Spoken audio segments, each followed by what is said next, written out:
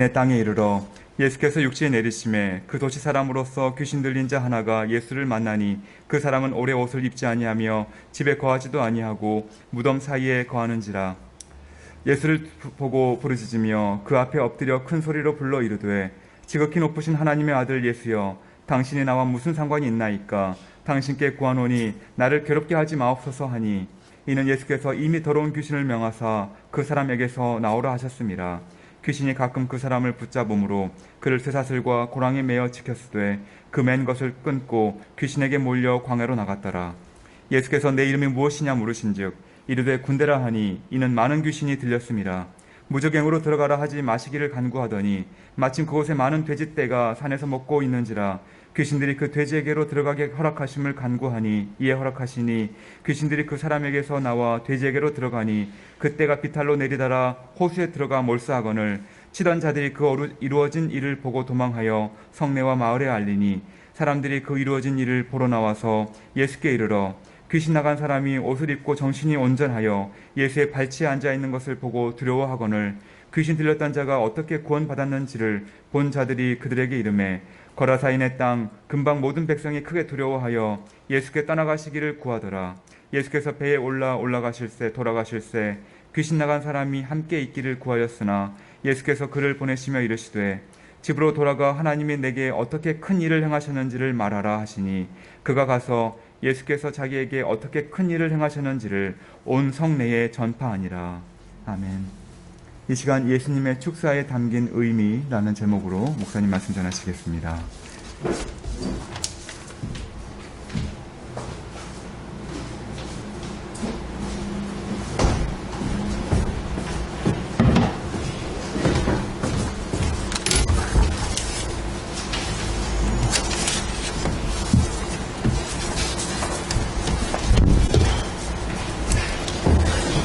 네, 벌써 7월 첫째 주입니다. 예, 벌써 본격적인 이제 여름, 원래 여름인데 더 여름이 시작이 됐습니다. 정말 더운데요. 이 더위에 지치지 않도록 늘 컨디션 건강 관리 잘 하셨으면 좋겠습니다. 오늘 말씀은 이 누가복음에 있는 말씀인데, 그 예수님의 여러 행적 중에 그러니까 귀신 들리거나 병든 자를 고쳤던 여러 가지 사건 중에 하나인데, 이 사건만이 가지고 있는 좀 특징이 있어요. 매우 흥미로우면서도 한편으로는 좀 황당한 사건입니다. 다른 예수님이 베푸셨던 기적과 이적을 비교해보면 정말 그렇습니다.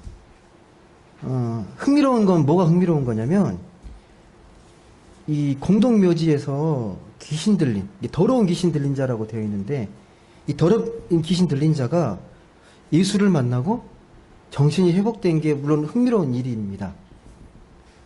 예, 황당한 건 뭐냐면, 이 귀신이 나가면서 그냥 나가지 않고 돼지떼에게 들어가서 수천 마리나 되는 돼지떼에 들어가가지고 비탈길을 달려가지고 호수로 빠져 몰살됩니다. 이거 좀 황당한 장면이에요, 여러분. 이 당연하게 보시는 장면으로 보면 안 되고요. 그 전에 귀신을 쫓거나 그럴 때 이런 일이 없었잖아요. 귀신 나와가지고 어디 들어가고 이런 거 아니잖아요. 좀 이게 당혹스러운 장면이에요. 여러분, 이걸 그 영화의 한 장면으로 만들면 되게 인기 있는 장면일 거예요. 스펙타클하지 않습니까? 귀신들이 나와가지고 돼지떼에 들어가가지고 막 비탈길 달려서 막 빠져 들어가는 그 장면이 되게 인기 있는 장면일 겁니다. 여하튼 간에 오늘 말씀을 보실 때 어떤 게 좀 기존에 했던 주님의 말씀과 차이가 있는지를 좀 다른 관점에서 보실 필요가 있습니다. 거기에 메시지가 있거든요.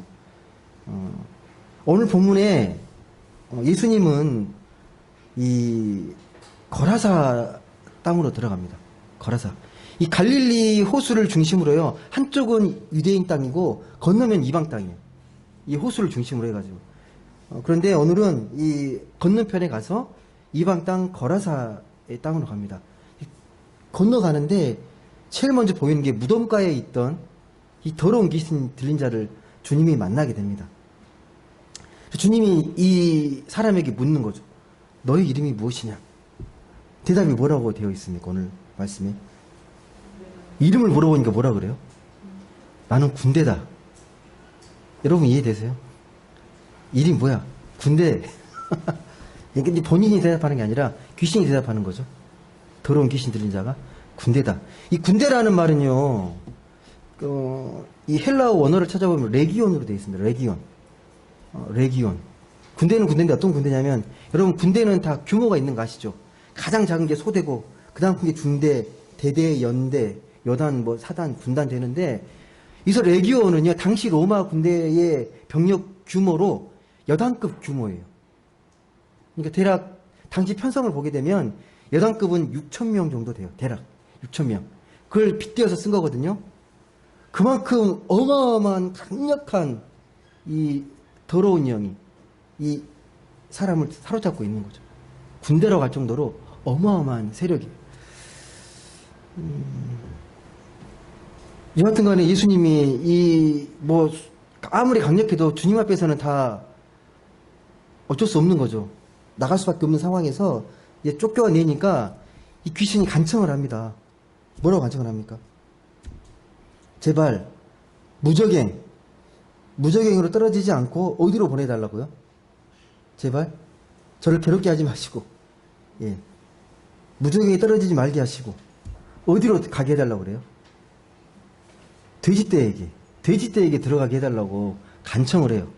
근데 주님이 허락을 합니다. 이것도 좀 신기한 장면인데, 아무튼 돼지떼에 들어간 걸 허락을 해요. 왜냐면 만약에 돼지떼에 들어간 걸 허락하지 않았으면요, 그 땅에서 계속 그 말씀을 전할 수 있었는데 이걸로 마을에서 악화되거든요. 마을 사람들의 재산이 사라지는 거잖아요. 수천 마리 돼지떼 재산 피해를 입힌 거잖아요. 이걸 되게 민심이 안 좋아지는 거예요. 그냥 조용히 쫓아내면 되는데 귀신이 부탁하니까 들어가게 하잖아요. 이 믿지 않는 사람들이 봤을 때는 되게 황당한 이야기. 귀신만 쫓겨나면 되지. 왜 돼지떼에게 들어간 걸 하겠을까? 왜 이런 일이 벌어지게 했을까? 생각해 보신 적 있습니까? 뭐 당연하게 여러분은 보셨습니까? 여러분 이 말씀이요, 이 누가복음에만 기록된 게 아니라 마태랑 마가복음에도 기록되어 있거든요. 자주 기록됐다는 건 그만큼 중요하다는 의미예요. 중요한 말씀을 이렇게 여러 곳에 기록이 되어 있거든요. 이 말씀을 읽었던 유대인들은 어떻게 이 말씀을 읽었을까요? 딱 이 말씀을 딱 읽으면서, 예수님이 귀신을 쫓아내고 귀신들이 돼지떼에 들어가서 못 살겠다. 통쾌하게 생각했을 겁니다. 왜? 돼지는 어떤 동물이에요? 부정한 음식을 상징하는 동물이에요. 유대인이 정말 꺼려하는 동물이 돼지입니다. 돼지. 그래서 마태복음에 보시게 되면 돼지를 비유할 때요, 정말 그 안 좋고 부정적인 이미지를 말할 때 이 돼지라고 표현을 해요. 그러니까 거룩한 것을 개에게 주지 말고 진주를 돼지에게 던지지 말라고 말을 해요. 유대인들을, 이렇게 이방인들을 경멸할 때 쓰는 표현이 이 돼지가 상징하는 거예요. 돼지가 왜 부정하냐? 그 레위기 말씀 보시게 되면 구분 갈라지지 않았지만 되새김질을 안 하는 동물, 예, 먹을 수 없는 동물. 더 깊은 뜻이 있어요.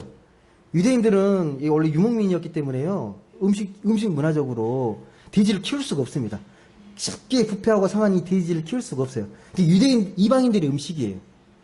나중에 보시게 되면 로마가 쳐들어와서 성전을 더럽히고 돼지로 막 제사를 드리거든요. 돼지고기 막 먹으라 그래요. 흰고기라 그러는데 이건 유대인들에게 죽음하고 똑같은 거예요. 이게 먹게 되는 건. 그걸 끝까지 목숨 걸고 거부하는 장면들이 막 나오거든요. 그만큼 경멸하는 이 동물, 짐승의 상징이 돼지입니다. 돼지가 한꺼번에 못 살게 했으니까 얼마나 좋았겠습니까? 부정한 음식. 여하튼간에 이 말씀이 벌어지고 있는 사건의 장소는 거라사라는 이방인 땅이고요. 거기에서 지금 돼지떼가 몰살되는 장면입니다. 이걸 좀 염두에 두시면서 이 말씀의 의미를 좀 보시면 좀 더 입체적으로 다가오실 거예요. 먼저 여러분 본문에 보시게 되면 이 무덤가에 있는 사람을 더러운 귀신 들린 자라고 표현합니다. 더러운 귀신 들린 자. 여러분, 옛날 사람들은 좀 우리가 의학적으로 설명할 수 없고 신비롭거나 뭔가 좀 이렇게 신비한 일이면 무조건 그걸 그 영으로 표현해. 그 귀신으로 표현합니다. 좀 아프면 귀신, 뭔가 안 좋은 일 있으면 귀신 들린 거. 그런 표현들이 되게 흔했습니다. 흔했는데 요즘은 그래도 뭐 의학이 발달되고 과학이 발달되고 문명이 발달돼서 옛날보다는 나은 것 같지만요. 엄밀히 말씀드리면 여전히 우리는 이 세계에 대해서 우리 인간에 대해서 뭐 이 역사 뭐 생명 많이 아는 것 같은데요. 정말 몰라요. 그 신비에 대해서 우리는 여전히 모르는 게 훨씬 더 많습니다. 겸손하게 봐야 해요. 여하튼간에 이 말씀에 보시게 되면 이 말씀에 더러운 귀신 들린 자, 이 더러운 귀신 들린 자의 행색을 보게 되면요, 좀 정상인의 모습은 절대 아닙니다. 한번 보시겠습니까? 누가복음 8장 27절 말씀. 한번 보겠습니다. 예, 시작. 예수께서 육지에 내리심에 그 도시 사람으로서 귀신 들린 자 하나가 예수를 만나니 그 사람은 오래 옷을 입지 아니하며 집에 거하지도 아니하고 무덤 사이에 거하는 자라. 특징이 나오죠. 무덤가에 있는 것도 되게 무시무시하고요. 옷을 오래 입지 않았대요. 이렇게 벌거벗고 다니는 거고. 예. 거의 뭐 광인의 모습이죠. 광인. 근데 29절에 이 사람의 그 어떤 특징이 더 자세히 나와요. 어떤 행동을 했는지. 한번 29절 말씀 보겠습니다. 29절 말씀. 같이 읽겠습니다. 시작. 이는 예수께서 이미 더러운 귀신을 명하사 그 사람에게 나오라 하셨습니다. 귀신이 가끔 그 사람을 붙잡음으로 그를 쇠사슬과 고랑에 매어 지켰으되 그 맨 것을 끊고 귀신에게 몰려 광야로 나갔더라. 이 모습이 좀 상상이 되십니까? 힘이 얼마나 센지요. 얼마나 센지 쇠고랑, 예, 쇠사슬로 꽁꽁 묶었는데 끊어버려요. 귀신 들린 순간에는 끊어버려가지고 막 광야로 미친 듯이 달려갑니다. 아마 이거 마을 사람들이 묶어놨겠죠. 마을 사람들이. 근데 여러분, 왜 이렇게 묶어놨을까요? 못 움직이게. 왜? 이 힘이 이렇게 어마어마하고 엄청난데 동네에 돌아다니면 엄청난 피해를 줄 것 같으니까 묶어놓는 거잖아요. 못 돌아다니게. 묶어놔도 풀어버리는데 뭐 헐크처럼. 이거 어마어마한 거예요, 여러분. 상상이 되십니까? 쇠를 끊고 광야에 미친 듯이 달려가는 그 모습이 상상이 되십니까? 그만큼 이 더러운 귀신 들린 자는요, 마을 사람들에게는 혐오의 대상이고 골칫거리입니다. 예, 골칫거리예요. 어떤 성서학자가 이 사람이 왜 이렇게 됐을까? 당시의 이 상황들을 좀 살피면서 추론하는 자료들이 있습니다. 이런 사람들이 전형적인 모습들인데 지금 이 로마가 지배하는 시대잖아요. 로마의 식민지예요. 예. 고대 근동 지역은 로마가 지배하던 때입니다. 그런데 이 로마 군대가 어마어마하게 강력한데 로마 군대의 특징이 되게 한편으로는 신사적인 것 같은데 뭐 반란을 일으키거나 이 저항을 하게 되면요 엄청 잔인하게 제압을 합니다. 예. 이 로마 군대의 그 폭정과 폭력에 피해를 입었던 그런 깊은 상처와 트라우마를 입었던 사람들이 꽤 많았다고 합니다. 여러분, 우리도 그렇잖아요. 우리도 뭐 6.25 때나 뭐 일제식민지 때 베트남 전쟁에 나갔다가 뭐 살아 돌아오신 분들이 평생을 그런 악몽에 시달리잖아요. 전쟁 트라우마, 고통의 트라우마 속에서 살아가잖아요. 그 중에 한 명이 있을 수 있다라는 거죠. 그리고 무덤가에 있었다는 건 이 무덤을 그냥 있는 게 아니라 내가 정말 소중하게 생각하고 나에게 정말 귀한 사람들이 함께 했던 사람들이 아마 거기에 묻혔기 때문에 거기를 떠나지 못하고 그러다가 미치지 않았을까라고 생각하는 충분히 가능성이 있는 추측들을 많이 합니다. 여하튼 간에 이 사람은요 당시 소외되고 힘들고 상처받았던 그런 정말 연약하고 정말 처절하게 참혹했던 그런 사람을 상징하는 거예요. 이 사람이. 우리는 그냥 더러운 귀신 들린 자 하나만 보시면 안 되고요. 그 깊숙이 들어가 보시면 그런 삶의 아픔과 외환과 그런 괴로움들이 있는 거예요.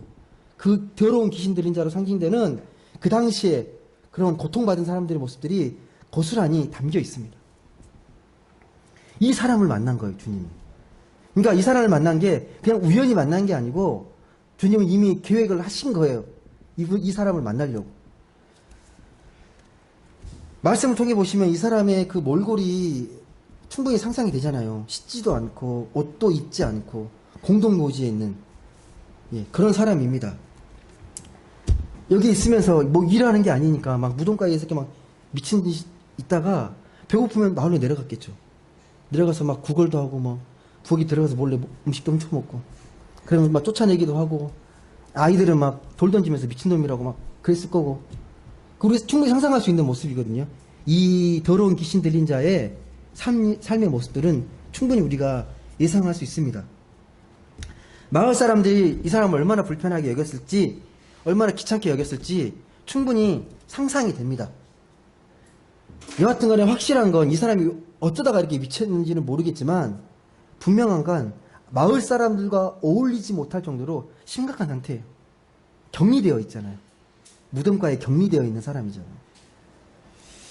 그런데 오늘 말씀에 다행히 이렇게 인생을 비참하게 마감할 수밖에 없는 인생을 주님이 만나십니다. 주님이 만나시고 이 사람도 불가능할 것 같은 이 사람도 정신이 돌아옵니다. 정신이 회복됩니다. 이 주님을 만나게 되면 아무리 불가능해 보이고 절망적이어도 삶이 회복이 됩니다. 여러분 다시 말씀드리지만 주님은 여러 사람들을 만났습니다. 많은 사람들을 고쳤습니다. 그렇게 보게 되면 오늘 말씀도 그 중에 하나라고 생각할 수 있어요. 이 더러운 귀신 들린 자도 주님 만났던 여러 사람 중에 고침받은 사람. 근데 오늘 이야기에는 특별한 이야기가 있어요. 특별한 소재, 특별한 반전이 있습니다. 그게 뭡니까 여러분? 다시 말씀드리지만 오늘 말씀이 좀 특별한 점. 예수님 고치셨는데 더러운 귀신 들린 자를 고치셨는데 특별한 이야기가 담겨 있어요. 이 돼지떼랑 관련된 이야기죠. 이게 없는 이야기인데 좀 특별한 소재잖아요. 귀신들이 나가가지고 조용히 나간 게 아니라 돼지떼에 들어가서 돼지떼가 몰살되는 장면이 좀 특별한 장면입니다. 여러분 이제 이걸 이 돼지를 치고 있던 돼지 농장에서 일하고 있던 사람들을 좀 상상해 보세요. 그들은 어떻게 이걸 여겼을지. 이 돼지 농장에 돼지떼를 치고 있는데 갑자기 돼지떼들이 막 미친 듯이 우르르 나가거든요. 비탈길로 달려가다가 호수에 빠져 다 죽어버리는 거예요. 여러분 일하는 입장에서는 어떻게 생각할 것 같아요? 어떻게 보실 거예요? 돼지떼를 치고 있는데 갑자기 돼지떼가 다 죽어버렸어요. 당혹스럽지 않아요? 마을 사람들이 막 난리잖아요. 이게 뭔 일이냐고 막 동네 사방 다 이야기하는 거죠. 이런 일이 지금 벌어지고 있다고. 여러분 참고로 이때 돼지는요 우리 생각은 집돼지가 아닙니다. 야생 멧돼지예요. 야생 멧돼지. 거친 돼지들이에요. 이게 방목하는 돼지인데 그런 돼지들이니까 이게 우리의 가둬놓은 돼지들이 아니에요. 그래서 키우고 있다가 갑자기 미쳐가지고 다 떼내려간 거로 생각하시면 돼요. 이 장면이 정말 놀라운 장면이고 되게 신비로운 장면이잖아요. 마을 사람들이 엄청나게 몰려왔을 거 아니에요.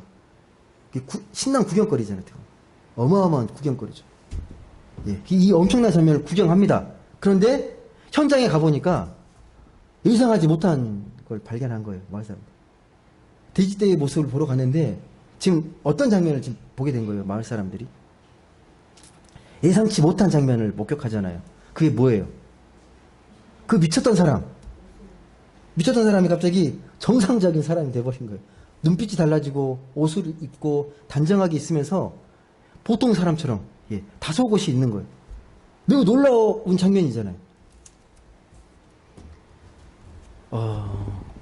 여러분이 마을 사람이라면 이런 결과가 나타났잖아요. 관인이 치료되고 이렇게 놀라운 회복의 사건이 일어났는데 여러분의 마을 사람들이라면 여러분이 주님을 어떻게 대하는 게 맞다고 생각하십니까? 이런 이적을 행하신 주님을 여러분은 어떻게 대하는 게 맞다고 생각하세요? 이런 놀라운 일을 행하신 주님을 보면서 감사해야 되는 거 아니에요? 마을에서 해결되지 못했던 사람을 고쳐주고 회복시키고, 그러니까 되게 고마워하면서 아 피곤하실 텐데 우리 마을에 좀 또 있으시면서 좀 이렇게 편하게 지내시다가 대접도 받고 귀한 말씀도 가르쳐 주시고 그렇게 함께 있으면 좋겠습니다라고 하면 좋겠는데 반응 그게 아니죠. 어떻게 합니까? 크게 두려워하면서 제발 떠나세요. 떠나주세요라고 이렇게 간곡히 요청하잖아요. 왜 그랬을까요? 마을 사람들은 왜 주님이 불편한 거죠? 왜 두려운 거죠? 왜 그렇습니까? 놀라운 일이 있었는데, 나쁜 일도 아닌데, 사람을 고쳐줬는데, 이 마을 사람들 이걸 이렇게 탐탁치 않게 본 거예요. 네네. 뭐, 여러 가지가 있을 수 있는데, 일단, 예수님이 축사하셨던 이게 어떤 의미인지를 먼저 보시게 되면, 이 마을 사람들의 그런 반응도 충분히 이해되실 거예요. 예수님께서 이 축사하셨던 것, 이 축사, 근데, 당시에는요, 이 축사했던 게 좀 흔했던 일이에요. 고디근동에 보게 되면, 무당 있죠. 무당들이 이렇게 축사했던 것들이 되게 많이 나옵니다. 무당들이 가끔 이렇게 얘기하잖아요. 보면 뭐 이유 없이 아프고 막 사고 자주 일어나면 왜 이런 일이 벌어지냐고 찾아가면 뭐라고 그러냐면 지금 그 원한이 있는 어떤 홀령이 나한테 들어와가지고 너 이렇게 괴롭히는 거니까 그 홀령을 위로해야 된다. 그래서 푸닥거리 해야 된다는 거예요. 푸닥거리. 퇴마의식이라고 그러죠. 쫓아내는 거. 근데 여러분, 혹시 그 무당이 이렇게 막 구다우는 걸 혹시 보신 적 있어요? 직접 보신 적 있으십니까? 근데 여러분, 그 직접 보면요, 정상적인 사람도 마음이 좀 흔들려요. 되게 신비로운 현상이니까. 그리고 네가 마음이 약해져 있잖아요. 뭔가 자꾸 안 좋은 일이 벌어지고, 뭔가 아프고 연약해진 상태에서 그런 말을 듣게 되면요, 그런 말에 되게 쉽게 흔들립니다. 정말 그런 것 같아요. 정말 지푸라기를 잡는 심정으로 그걸 하게 돼요. 근데 여러분, 이 후닥거리를 그냥 해주는 게 아니에요. 많은 돈을 줘야 합니다. 많은 돈을 주면 줄수록 더 정성스럽게 후닥거리를 해줘요. 예. 많은 돈이 들어요. 그냥 해주는 게 아니라.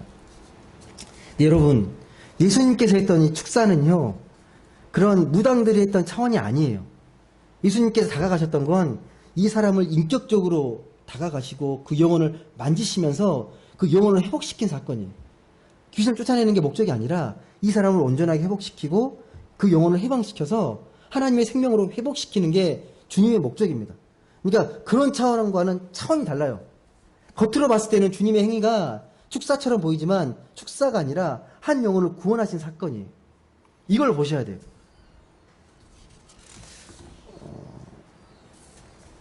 여러분, 우리가 이 시대를 살아가면서 우리가 뭐 이 사람 미쳤다, 정상이 아니다, 건강하지 않다, 정신적으로 분류하는 역시 기준이 여러분은 명확하십니까? 정상인과 비정상인, 예, 정신병과 그렇지 않은 사람, 여러분은 그 경계를 잘 아세요? 어떤 사람이 미친 사람이고 어떤 사람이 미치지 않은 사람이고. 옛날하고 지금하고 똑같을 것 같습니까, 여러분? 옛날에 미친 사람과 지금 미친 사람 아니에요. 달라요. 옛날에는 여러분 그 뭐 동네 시골 같은 가보면 그런 좀 약간 조금은 이렇게 정신이 좀 이렇게 놓인 사람들이 많이 다니잖아요. 지금은 전혀 안 보이죠. 왜 그럴까요? 요즘 다 격리돼 있어요, 여러분. 이 근대의 특징이 병원이라는 게 특징이잖아요. 원래 병원이라는 게 불황자들 수용소였는데 이 불황자들을 하나의 사회적 정신병으로 치유해가지고 분리시킨 거잖아요. 옛날에는 마을 사람들 중에 한 사람이었어요. 구성원 중에 한 명이었는데 지금은 그렇게 여기지 않습니다. 아예 다 정상과 비정상을 구별해가지고 아예 그냥 정신병으로 이게 취급을 해버리는 거죠. 여러분, 엄밀히 말해서 육체적으로 완전히 건강한 사람이 있을까요? 정신적으로는요. 정신적으로 완전히 건강한 사람? 상대적인 거예요, 상대적인 거. 건강도 상대적인 거고 정신도 상대적인 거예요. 요즘 코로나로 인해서 우울증 환자가 급증했다고 합니다. 급증했다고 하는데 솔직히 여러분 이것도 어느 정도 우울증이 우울증 환자예요. 당연히 현재 정신병에서 기준하는 것도 있겠지만 명확하게 그 경계라는 게요. 어느 선까지는 치료받아야 되고 어느 선까지 괜찮고 되게 애매해요, 여러분. 이게 우리가 생각하는 것처럼 단순한 게 아니에요. 예. 미친 사람을 함부로 미친 사람 취급해서는 안 된다는 거예요. 똑같은 우리의 영혼을 가진 사람으로 보는 게 정말 중요합니다. 주님도 그랬을 거예요. 똑같이 이 사람을 그냥 미친 사람 취급했으면 그렇게 취급을 했겠죠. 아니에요. 영혼으로 다가가시잖아요. 하나님의 영혼으로. 여러분 사회적으로도 그렇습니다. 사회적으로 좀 확장시키면요. 사회적으로도 우리가 이 건강한 사회일수록 다양성을 인정하고 서로의 삶에 대해서 인정하고 존중해 주는 건데요. 사회적인 이 병리 현상들이 정말 많습니다. 어느 집단에 가면 우리 동네는 저기 그 장애인 시설이 없는, 혐오 시설 없는 깨끗한 동네 뭐 이런 걸 자랑하는 데겠죠. 그러니까 자기 마을에 자기 동네에 장애인이 시설이 들어온 걸 혐오로 생각하는 거. 혐오 시설. 집값 떨어지는 시설로 생각해가지고 못 들어오게 막 막잖아요. 시위하고 막 하잖아요. 뭐 화장장 들어오면 안 되고 막 이렇게 시위를 하잖아요. 예. 뭐 한 집단을 그냥 매도하는 거죠. 혐오 집단으로 매도하는 것도 얼마든지 가능해요. 얼마든지 가능합니다. 뭐 아이들도 요즘 워낙 경쟁이 치열한데 왜 그렇게 경쟁이 치열하겠습니까? 이 학력, 시험 점수 이게 전부인 것처럼 자꾸 강조하잖아요. 다양한 재능과 탤런트와 은사가 있는데 오직 이 공부 잘하는 애들이 대접받고 그 사람들이 엘리트가 되고 그 사람들을 위해서 모든 것들이 이루어지니까 공부 못하면 죽는 줄 알아요. 1등, 2등 되면 난리 나는 거예요. 이게 수능 시험 봤다가 한 개 틀리면 자살하잖아요. 우린 이해가 안 되는데 걔네들 입장에서는 그게 전부인 거잖아요. 예. 수학 점수가 사람을 평가하는 기준이 돼버린 거잖아요. 과도하게 물질에 집착하고 돈이 전부라고 말하고 예. 그거 쓰면 안 된다고. 이 자본을 숭배하고 하는 것. 이게 어떻게 보면 사회적인 정신병이잖아요. 정상인 아니잖아요. 우리가 모든 사람들이 이렇게 살아가니까 별거 아닌 것처럼 생각하지만 심각한 사회병 아니에요. 그런 의미에서 우리는 때때로 귀신 들리는지도 몰라요. 그런 것들에 동조하고 하는 것들. 그걸 심각하게 생각하지 않은 거에 대해서 영적인 정신병일지도 모릅니다. 우리는 알게 모르게 그렇게 귀신이 들렸다가 나갔다가 그렇게 살아가는 건지도 모릅니다. 영적으로. 여러분 말씀에 보게 되면요. 우리가 근심하거나 염려하고 불안한 마음들은 끊임없이 찾아옵니다. 근데 그 염려와 불안과 근심을 지나치게 염려하고 불안해서 내 건강을 갉아먹고 내 마음을 되게 어둡게 하는 것 이것도 일종의 정신병일 수 있어요, 여러분. 그리고 자식의 사랑이 지나쳐가지고 집착하는 가운데에서 오히려 그 자식을 인생을 불행하게 만드는 것. 심지어 여러분 이 교회 다니는 교인들도요. 맹목적으로 교회를 막 사랑하고 막 맹신하는 가운데에서 이 사회가 이 교회를 격리시키고 자기는 거룩한 집단이고 여기는 폐쇄적인 배타적인 집단으로 생각해가지고 이렇게 하는 것도 병이에요. 의학적으로는 정신병이 아닌데 하나님의 관점에서 보면 병들어 있는 거예요. 온전한 의미에서 보면요. 여러분, 그러니까 이 기준은 그거예요. 내 행동과 삶의 생각들이 내 이웃과 내 삶과 세상을 파괴하는 건 아니, 생명을 파괴하는 것들이 아닌지를 생각해 보셔야 돼요. 네 삶의 모습들이 생명을 살리는 일인지, 생명을 파괴하는 것인지. 여러분, 우리는 어떻습니까? 무의식적으로 생명을 파괴하는 일을 되게 많이 하거든요.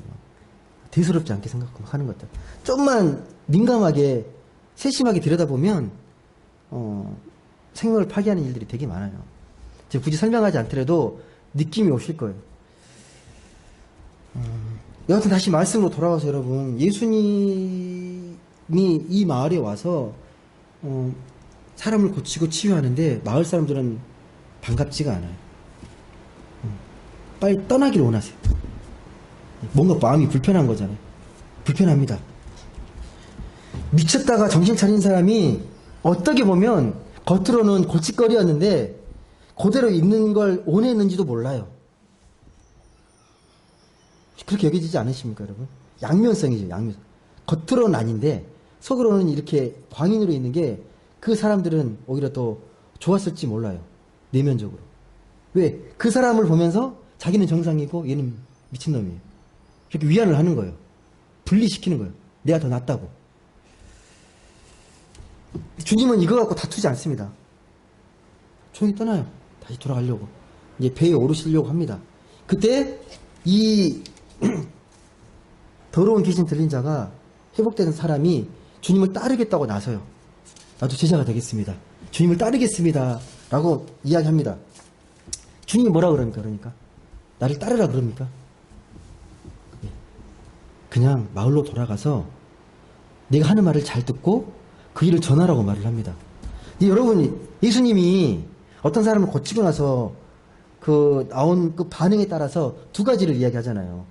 고침을 받고 나서 그 사람이 주님을 따르겠다고 하는 사람이 있었을 때에 주님은 두 가지 반응을 보이세요. 따르라고 하는 사람이 있고 그냥 너는 마을로 돌아가라고 하는 사람이 있어요. 차별해서 그런 건 아닙니다, 여러분. 절대 아니에요. 어떤 사람은 따르는 게 더 유익하니까 신앙적으로 따라오라고 하는 거고, 어떤 사람은 마을에 남아서 열심히 전하고 전파하는 게 훨씬 더 유익하기 때문에 남으라고 하는 사람이 있어요. 오늘 이분은 어떻습니까? 더러운 귀신 들렸다가 고침받은 사람은 어떻습니까? 후자죠. 예, 따르지 말고 너는 마을로 돌아가서 하나님이 어떻게 큰 일을 행하셨는지를 전하라고 그렇게 이야기합니다. 중요한 메시지를 남기시는 거예요. 네가 마을로 돌아가서 하나님이 어떻게 너에게 큰 일을 행하셨는지를 전하라. 이게 핵심 메시지예요. 오늘 말씀의 핵심 메시지거든요. 이 사람이 돌아가서 어떻게 합니까? 그래서 그 말씀을 듣고 나서 39절 보세요.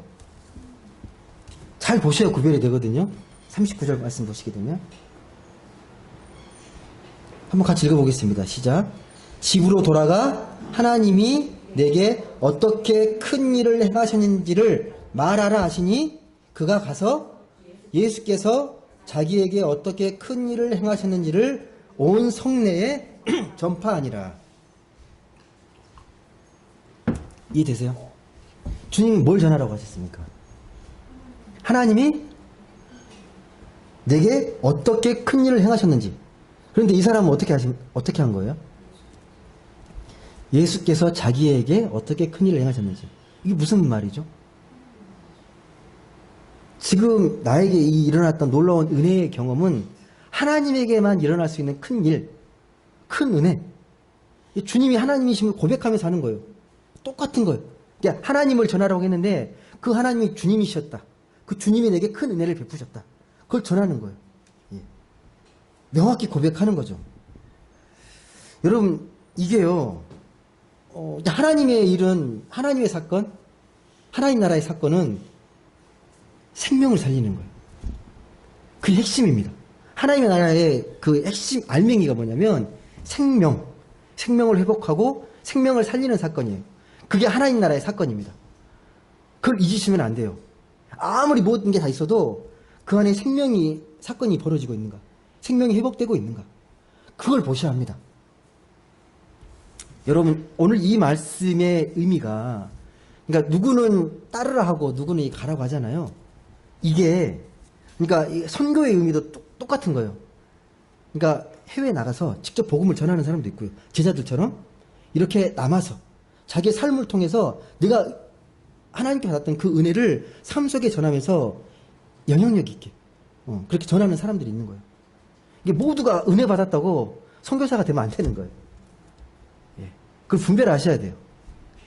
모든 사람이 은혜 받았다고 신학교 가버리면 안 되는 거예요. 똑같은 거예요. 그게 내 사명이고 소명이면 그렇게 하는 거고 더 큰 일을 맡기시는 거예요. 삶 속에서 내가 어떻게 하나님의 은혜를 경험하고 또 그 은혜의 삶을 살아왔는지를 삶 속에 전하면서 복음을 전파하는 거예요. 예. 그걸 생활 선교사라고 그래요. 생활 선교사. 보내는 선교사, 받은 선교사. 예.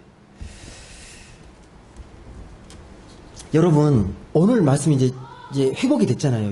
이 더러운 귀신 들린 자가.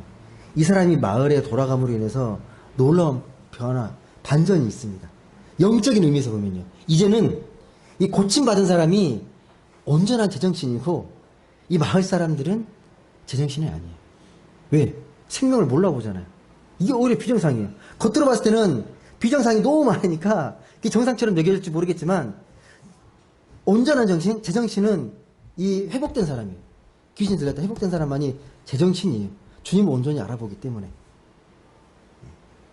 여러분, 그럼 우리는 어디서 이런 하나님의 은혜를 경험할 수 있을까요? 이런 더러운 귀신 들린 자처럼. 어디에서? 그래, 우리도 하나님의 은혜의 삶을 살아가고 전하는 삶을 살아갈 수 있잖아요. 어디에서? 어떻게? 하나님의 은혜를, 이 하나님의 큰 일? 하나님의 생명을 경험할 수 있을까요? 오늘 말씀에 이 더러운 귀신 들렸다가 회복된 사람은 자기에게 받은 그 은혜를 그 마을에 돌아가서 하나님의 큰 일을 전하라고 했는데 예수를 전하잖아요. 예수에게 받았던 그 은혜, 직접적인 그 하나님의 그 은혜, 그 하나님의 은혜가 주님을 통해서 나에게 베풀어졌던 그 큰 사랑과 생명의 은혜를 마을에 가서 전합니다. 그러니까 예수가 하신 일을 통해서 내가 하나님의 일을 경험했는데 우리는 그렇게 삶 속에서 예수를 경험하고 생명을 이렇게 온전히 느끼면서 할 수 있는 게 어떤 걸까요?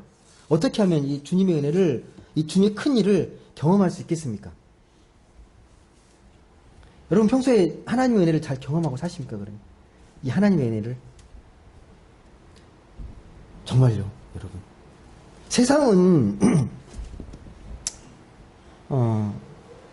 예수님 필요 없는 것 같아요. 저는 그렇게 느낄 때가 있거든요. 굳이 살아가는데 예수님이 얼마나 필요한 존재인지를 많이 모르고 살아가는 것 같습니다. 두 가지예요. 첫 번째는 예수가 없어도 소위 물질만 풍요로워도 잘 살 수 있다라고 생각하는 게 첫 번째고요. 두 번째는 우리랑 관련되어 있는데 예수 믿어도 별로 달라질 게 없다고 생각하는 거예요. 예수 믿어보니까 특별한 게 없던데? 달라진 게 없던데? 라고 생각하는 거예요.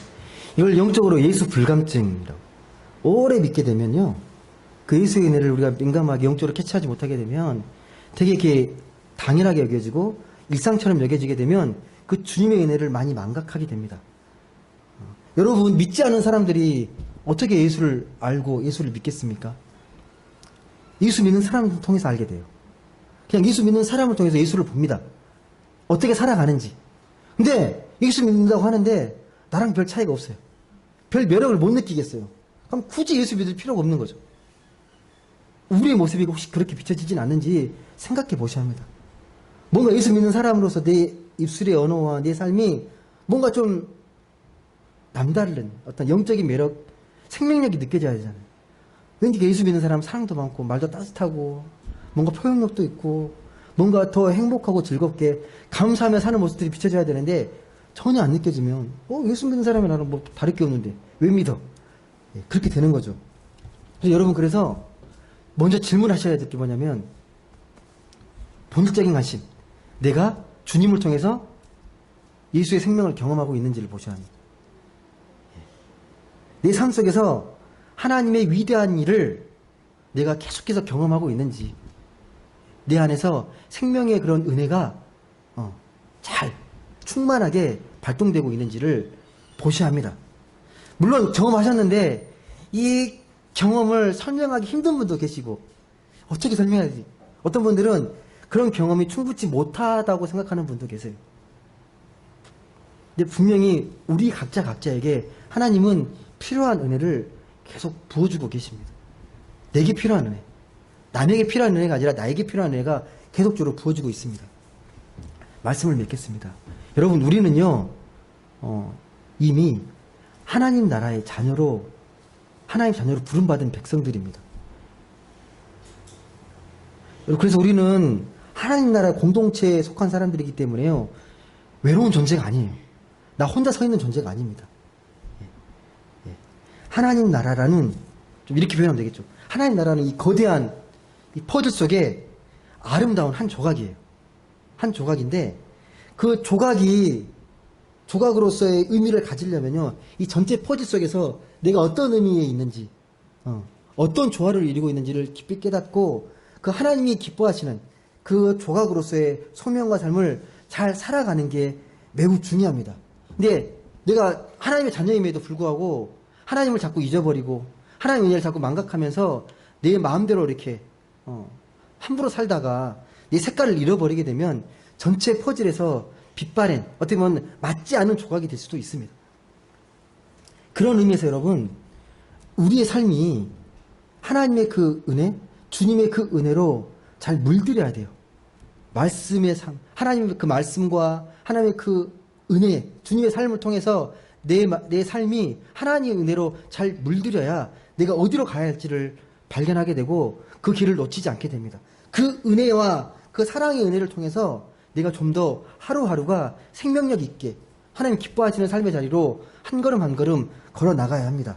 부디 여기 계신 모든 분들은 나는 하나님의 아름다운 퍼즐 조각, 그 퍼즐 조각으로서 오늘도 내게 주신 은혜가 있다. 그 은혜의 생명을 내가 깊이 깨닫고 경험하면서 그 경험의 삶을 세상 가운데에서도 잘 나누어주고 그 나누어주는 삶을 통해서 내 안에 평안과 행복이 더욱더 충만하게 될 수 있기를 주님의 이름으로 간절히 소망합니다. 기도하겠습니다.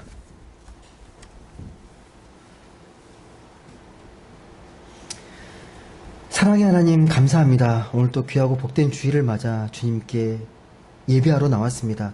우리가 예배자로서 하나님의 자녀로서 내 안에 주님을 향한 그 사랑이 끊어지지 않고 그 은혜의 손길이 충만하길 소망합니다. 하나님 매 순간순간 하나님의 그 은혜와 그 생명이 내 안에 풍성이 넘쳐날 수 있도록 성령께서 깨우쳐 주시고 그 말씀의 은혜를 깊이 묵상하는 가운데 주님이 나를 얼마나 사랑하시는지 이 순간에도 나를 얼마나 사랑하셔서 은혜를 베풀고 있는지를 깊이 깨닫고 그 은혜의 삶으로 세상에 아름답게 그 생명을 전하면서 하나님 나라의 삶을 살아가는 우리 모두가 되게 하여 주시옵소서. 이 세상의 가치관과 여러 가지 풍조에 흔들리지 않고 하나님의 십과 법을 고집하면서 하나님 나라의 가치관대로 온전히 살아가면서 우리의 삶을 더욱더 주님이 기뻐하시고 하나님이 원하시는 그런 영광스러운 삶을 살아가는 우리 모두가 되게 하여 주옵소서. 감사드리며 사랑이 많으신 예수님의 이름으로 기도드립니다. 아멘.